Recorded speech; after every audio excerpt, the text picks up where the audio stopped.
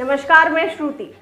देश में corona virus के मामले अब तेजी से बढ़ रहे हैं। जी हां, स्वास्थ्य विभाग की अगर माने तो पिछले 20 दिनों में संक्रमण के मामलों की संख्या में 58 गुना की बढ़ोतरी हुई है।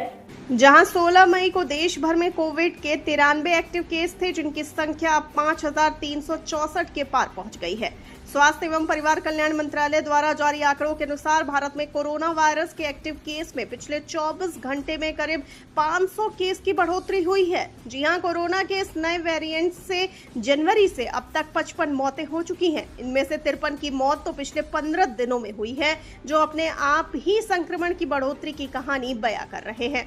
बता दें कि भारत के कई राज्यों में कोविड-19 के मामलों में बढ़ोतरी के बीच देश में 4 नए वेरिएंट मिले हैं।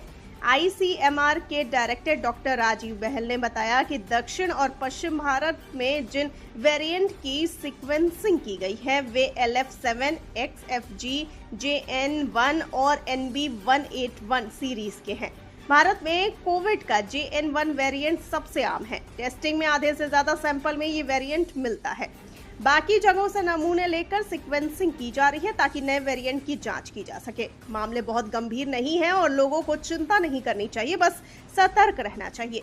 WHO ने भी इन्हें चिंताजनक नहीं माना है। हालांकि इन्हें निगरानी में रखे गए वेरिएंट के रूप में कैटेगराइज किया गया है।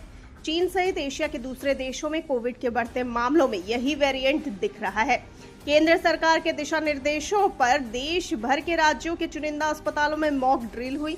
इस दौरान इन अस्पतालों में ऑक्सीजन सप्लाई, जरूरी दवाओं की स्थिति और वेंटिलेटर की व्यवस्थाओं को परखा गया। इससे बनी रिपोर्ट में कोरोना की चौथी लहर आने की स्थिति में अस्पतालों की तैयारियों पर रेटिंग दी जाएगी। बता दें कि इससे पहले 2 जून को भी एक शुरुआती मॉक ड्रिल हुई थी। इसमें हेल्थ सर्विस इंफ्रास्ट्रक्चर की उपलब्धता के लिए अस्पतालों की रेटिंग दी गई थी। इसमें liquid medical oxygen tank, pressure swing adsorption plant और मेडिकल गैस पाइपलाइन सिस्टम पर फोकस किया गया था। स्वास्थ्य विभाग लगातार स्थिति पर नजर बनाए हुए है और लोगों को सतर्कता बरतने की सलाह दी जा रही है।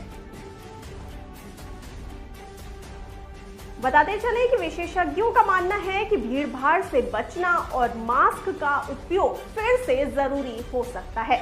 आपका इस पर क्या कहना है? अपनी राय में बताइए कमेंट सेक्शन में। और जाते जाते इस वाली वीडियो को कर दीजिए लाइक और शेयर और चैनल को सब्सक्राइब करना बिल्कुल न भूलिए। मुझे दीजिए इजाजत। नमस्कार।